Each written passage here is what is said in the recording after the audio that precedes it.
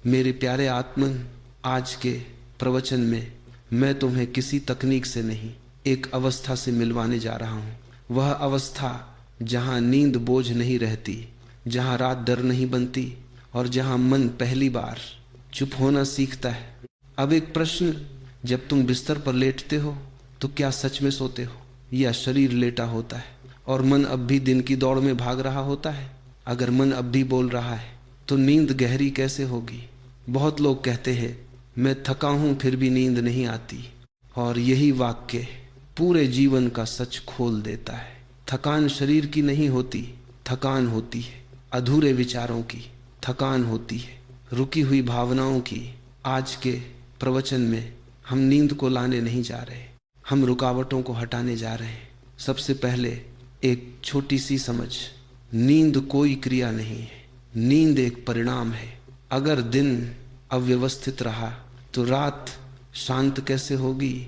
अब खुद से पूछो, क्या तुम दिन भर अपने मन को कभी विश्राम देते हो या सिर्फ रात को उससे चुप होने की उम्मीद रखते हो? पहली बात, गहरी नींद का पहला द्वार दिन का अधूरापन पूरा करना। रात को सोने से पहले मन सबसे पहले यही पूछता है, जो रह गया उसका क्या? अगर दिन भर तुमने बहुत कुछ दबाया, बहुत कुछ टाला, बहुत कुछ अनकहा छोड़ा, तो रात उन सबको मंच दे देती है। अब एक सरल अभ्यास, सोने से पहले 3 वाक्य मन में साफ साफ कहो। आज जो हो सका वह हुआ, जो नहीं हुआ वह कल का है। अभी मुझे विश्राम की अनुमति है।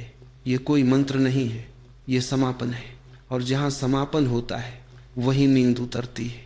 अब एक प्रश्न, क्या तुम खुद को विश्राम की अनुमति देते हो या तुम्हें लगता है कि आराम करना आलस है?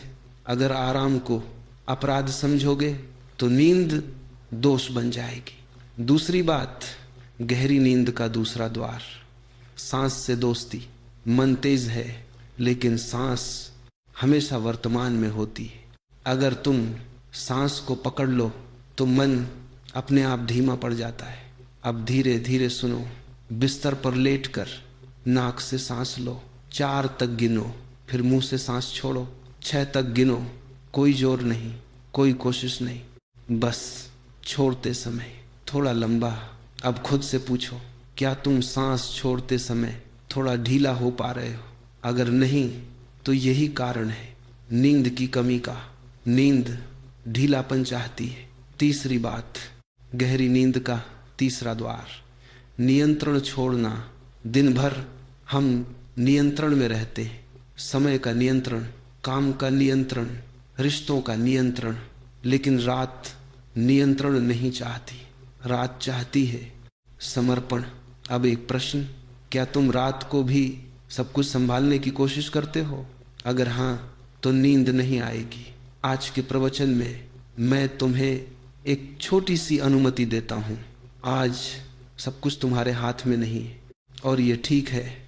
जब यह वाक्य भीतर उतरता है तो शरीर ढीला पड़ता है। अब 3 आदतों की बात जो वे लोग अपनाते हैं जिनकी नींद गहरी होती है और जीवन स्थिर। पहली आदत, वे रात को अगले दिन की लड़ाई नहीं लड़ते, वे बिस्तर पर योजना नहीं बनाते, वे भविष्य से लड़ते नहीं। अब खुद से पूछो, क्या तुम बिस्तर पर कल की चिंता करते हो? अगर हाँ तो नींद क्यों आएगी? दूसरी आदत, वे दिन में छोटे छोटे विराम लेते हैं। 2 मिनट की चुप्पी, एक गहरी सांस, खिड़की से बाहर देखना। यह छोटे विराम रात की नींद बन जाते हैं।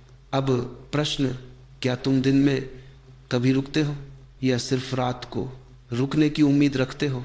तीसरी आदत, वे खुद से दिन में एक बार ईमानदारी से पूछते हैं, अभी मैं कैसा महसूस कर रहा हूँ? और जो उत्तर आता है उससे भागते नहीं। भावना को देखना उसे हल्का कर देता है, दबाना उसे भारी बना देता है। अब ध्यान को धीरे धीरे रात की ओर ले चलते हैं। बिस्तर पर लेटते हुए अपने शरीर को महसूस करो। पैर ढीले, पिंडलियां ढीली, जांघें ढीली, अब पेट, अब छाती, अब कंधे, कंधे जहां तुमने पूरा दिन बोझ उठाया, उन्हें नीचे गिरने दो। अब चेहरा, जबड़ा, आंखें सब ढीला।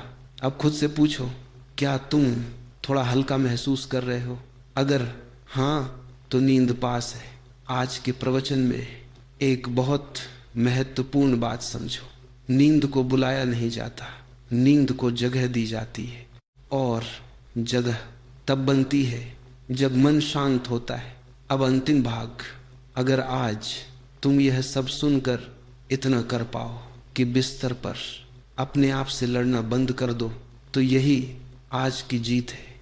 गहरी नींद कोई उपलब्धि नहीं, यह एक स्वीकृति है। स्वीकृति की आज का दिन पूरा हुआ, स्वीकृति की अब कुछ नहीं करना, स्वीकृति की अभी बस होना है।